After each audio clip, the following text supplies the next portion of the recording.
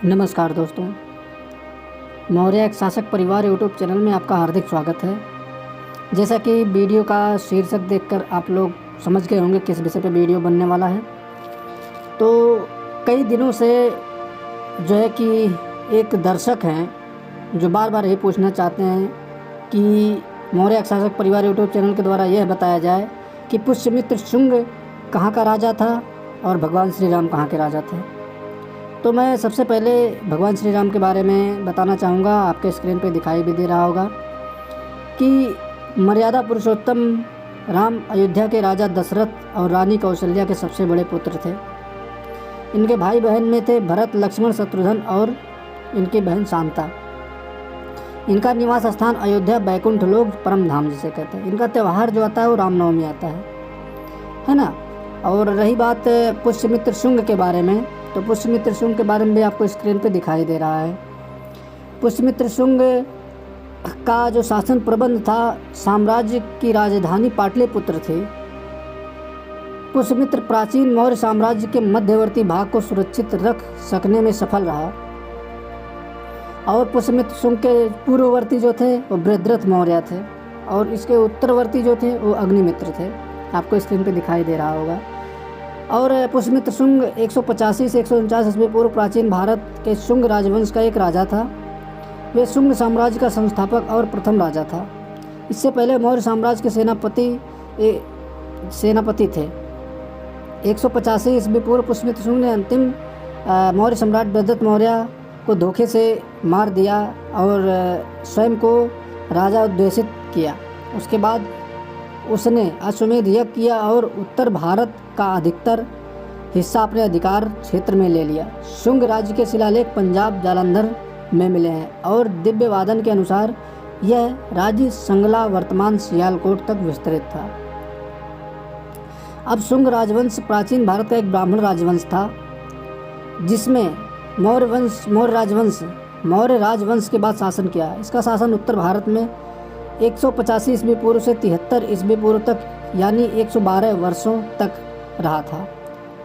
पुष्यमित्र शुंग इस राजवंश का प्रथम शासक था। शुंग वंश की उत्पत्ति के बारे में कोई निश्चित जानकारी नहीं है। शुंग उज्जैन प्रदेश के थे जहां इसके पूर्वजों मौर्यों की सेवा में थे।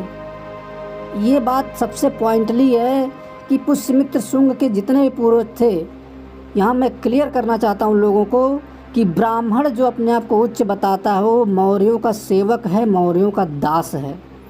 यहाँ पर क्या है, शुंग वंश की उत्पत्ति के बारे में कोई निश्चित जानकारी नहीं है। शुंग उज्जैन प्रदेश का था जहाँ इसके पूर्वज मौर्यों की सेवा में रहते थे, सेवा करते थे। शुंग वंशीय पुष्यमित्र अंतिम मौर्य सम्राट बृहद्रथ मौर्य का सेनापति था। उसने अपने स्वामी की हत्या करके सत्ता प्राप्त की थी। इस नवोदित राज्य में मध्य गंगा की घाटी एवं चंबल नदी तक का प्रदेश सम्मिलित था। पाटलिपुत्र, अयोध्या, विदिशा आदि इसके महत्वपूर्ण नगर थे। दिव्य वादन एवं तारानाथ के अनुसार जलंधर और सकाल नगर भी इसमें सम्मिलित थे। कुल मिला के मैं कहना चाहूँगा, जो भी सपोले ये कहते हैं कि पुष्यमित्र शुंग जो है कि मौत का दूसरा नाम है, तो सम्राट अशोक को पढ़ लेना, शायद पढ़ते ही पैजामा गीला हो जाएगा। और एक बात कहना चाहूँगा कि पुष्यमित्र शुंग को जो बहुत बड़ा शासक बताते हैं, चंद्रगुप्त से बड़ा शासक वो है ही नहीं, है ना। और रही बात सम्राट अशोक मौर्य की, तो सम्राट अशोक मौर्य का एक सवा भाग भी नहीं है पुष्यमित्र। और जिन्होंने पूछा है कि अयोध्या किसकी राजधानी थी, तो अयोध्या भगवान श्री राम की राजधानी थी। यहाँ मैंने आपको बता दिया, पुष्यमित्र शुंग जो है वो ऐतिहासिक दृष्टि से आता है और भगवान श्री राम धार्मिक दृष्टि से आते हैं। तो साहित्य और इतिहास का एक में कंपैरिजन नहीं किया जा सकता। इसके लिए जो कोई भी बेवकूफ़ी करता है कि नहीं हमें एक में मिला करके बताएं, तो एक में कुछ भी नहीं मिलाया जा सकता। जैसे धरती और आसमान को एक में नहीं मिलाया जा सकता, उसी प्रकार से पुष्यमित्र शुंग और भगवान श्री राम को एक में मिलाया नहीं जा सकता। तो हमें लगता है कि उत्तर मिल गया होगा। भगवान श्री राम अयोध्या के राजा थे और पुष्यमित्र शुंग की राजधानी पाटलिपुत्र थी, है ना। अब कुछ लोग कहेंगे उप राजधानी थी, फलाना था, ढमाका था। ऐसे तो तमाम प्रकार का हमारा भी उपघर है ना, लेकिन दूसरे का है। मैं जाके सब जगह विचरण करता हूँ, क्या वो सब हमारा हो जाएगा? नहीं। तो इसी प्रकार से समझदारी का परिचय दीजिए, एकदम पुराने ज़माने में ना रहिए। हमारे पूर्वजों ने हमें इतिहास रचना सिखाया है। इतिहास तो वो पढ़ते हैं जिन्हें कोई काम नहीं रहता है। हम मौर्य राजवंशी हैं, हम इतिहास बनाते हैं। और ज़्यादा किसी के अंदर ऐसा हो तो बिल्कुल वो संपर्क कर सकता है। वीडियो के डिस्क्रिप्शन बॉक्स में मोबाइल नंबर दिया गया है। ठीक है मित्रों, फिर मिलते हैं। तब तक के लिए सत्यमेव जयते। जय जय भारत, जय मौर्य वंश, अखंड भारत, जय मौर्य राजवंश, जय श्री चंद्रगुप्त मौर्य वंश, जय हिंद, वंदे मातरम।